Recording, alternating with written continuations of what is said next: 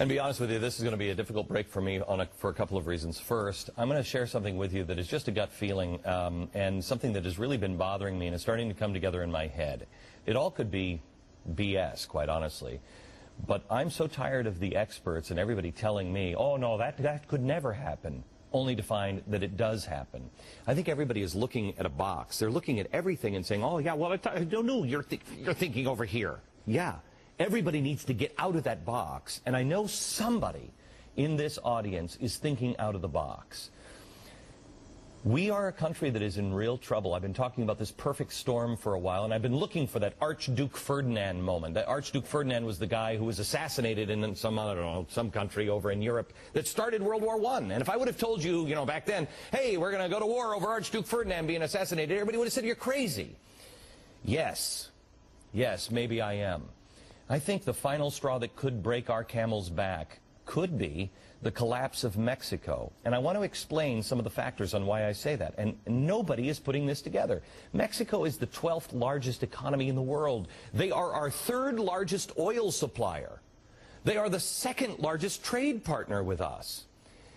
Okay, that's pretty heavy if they start to collapse. Drug-related crime is causing general unrest there in Mexico. There were 438 reported kidnappings last year. Many are Americans, more likely unreported, and then there are beheadings, particularly those beheadings of police officers. They are starting to stir things up.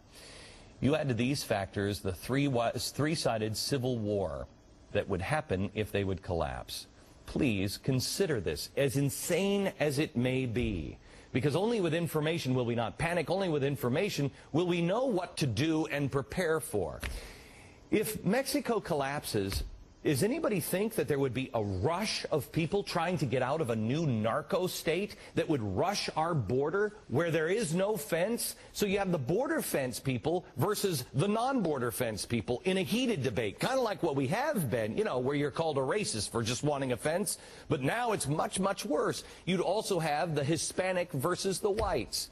There are Americans that are blamed for buying drugs down in Mexico. And you know what, Mexico? You're right.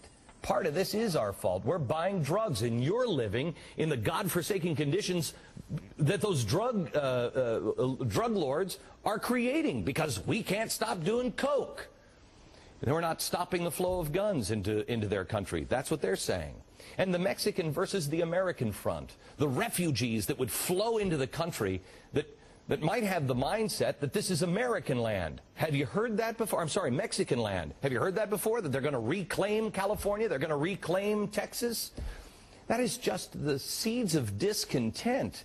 If things would shake apart, are we the people that really can fight that? Are we the people that can be peaceful? Are we the Americans that can stand arm in arm and welcome people onto our boat, but not panic or allow panic to spread to sink our lifeboat? There are too many things going on in Mexico that nobody is paying attention to, and we're going to, because I just have this gut feeling that this could be the final lightning bolt in the perfect storm. Now, the second reason why this break is hard is because of William Sleemaker. His stepdaughter, Yvette Martinez, she has been missing since September 17th, 2004. She disappeared just a few blocks away from our U.S. border.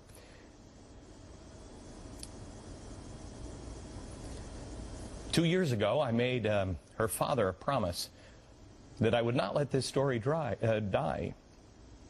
However, I had to break that promise because I am now working at a network that will follow through on a story. I am not a journalist. I'm just a guy who cares.